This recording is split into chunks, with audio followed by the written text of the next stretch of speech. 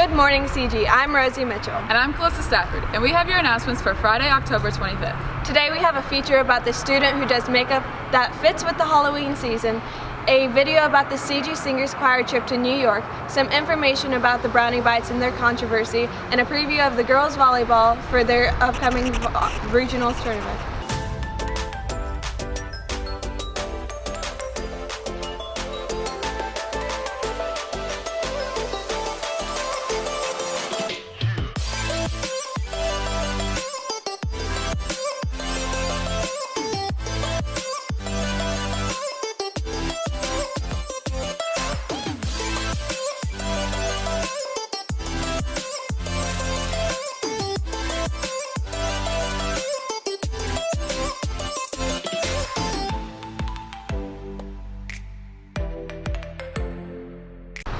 With Halloween coming up, many students have gotten into the spooky season spirit. However, for one CG student, the season is longer than most. Myla Pennell does Halloween makeup for Nightmare on Edgewood. Miley Grounds has the story. Myla Parnell has been doing special effects makeup for 3 years, but this year she is doing it professionally at the haunted house, Nightmare on Edgewood.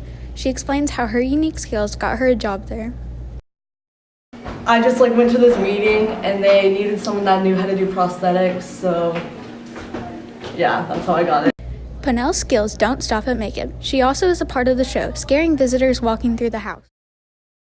Right now I'm in the cabin, which is the house, so I just kind of run around this hallway and go into rooms where people, if they're not there or not.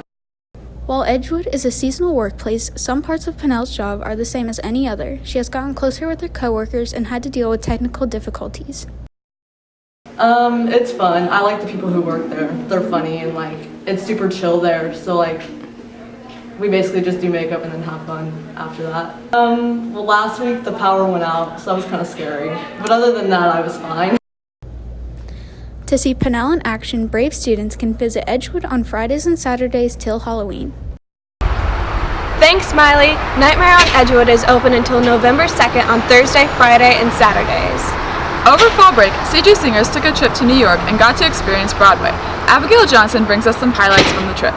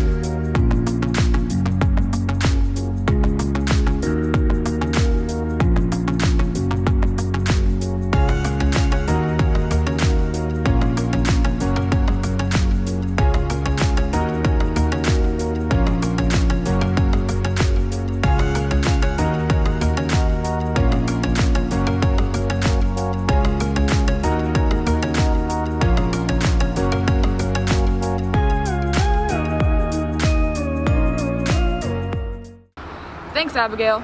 The school recently hired a new baker for the cafe. This baker has continued with some recipes, but she has made several changes, including the recipe for the brownie bites.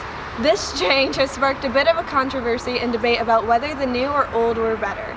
Jonah Thompson started a petition to revert to the original brownie bites. The brownies are important. People smile, people like brownies. I think it's a very important issue. They were warm, they had a good texture, and their consistency was correct. Currently, the petition is almost at its goal of 500 signatures supporting the change back to the original. For more information, go to trojaneer.com to see a story about the new baker, the brownie bites, and a poll about what you prefer, the pumpkin, the original, or new brownie bites. On Saturday, the girls volleyball team will be heading to Bloomington North to compete in their regional tournament. Justin Morris has a preview of the day. When the girls volleyball team takes the court tomorrow morning, they will have a little extra motivation, getting their 9 seniors out. None of the current team members have made it out of regionals yet, and tomorrow they hope to change that. Regionals is always important, like first round, second round, because it advances our season. If we don't get past regionals, then we're done. And for 9 seniors, this is our last hurrah. So we're trying to push as far into the tournament as we can. And for the last 2 years, Providence has beat us in the final round of regionals both times and knocked us out. So we're just really looking to get that revenge and get past them to finish out our season strong. The team will take on Columbus East in their first match tomorrow. When they played Columbus East in September at the Providence tournament, they won 2-0. If they win, they will play the winner of the Castleton and Providence match, which Providence won in 5 sets during the season. The Trojans have lost to Providence in the regional the last 2 seasons. They have really good outsides, which is the position I play, so I feel like if Grace and Jamie and Lindsay and Cal, they will block them, and they put up a really big block. And our defense is just amazing, so if our DSs can play how they normally do, I think we'll have no problem taking them down. In the last 2 years, Providence has proven their strengths, but with the knowledge the team has gained, they have adjusted their training to hopefully overcome their strengths and steal the title. We've learned some holes defensively that, our opponents leave open that I think we can really utilize. We see who some of their weaker passers are that we can kind of pick on, and which will help, in turn, our defense on getting some easier balls that in turn we can transition into, getting good sets and good swings on those balls. We do know what our opponent likes to run offensively, and, we're kind of gearing our practices towards, defending what they like to run, and hopefully, we'll be prepared and ready to go. With 2 wins tomorrow, the team would advance to semi-state for the first time in any of their careers, which is important to them because of all their seniors. All the games have been really important leading up to this point, but it's all just kind of been preparing us for what we are in now, which is postseason, and there's a possibility that any game we play from now on could be our last. And for us in this group of 9 seniors, it could be our last game of the high school career ever. So since we've taken the same round and we've ended up losing in the same round each year, it comes to a point where we're just really ready and gearing up for this season. Come out to support the Trojans at Bloomington North at approximately 1 tomorrow. Thanks, Justin. Good luck to the team competing. Remember to follow the sports action tonight and all week on Twitter at CG_sports. And that's all we have for you today, CG.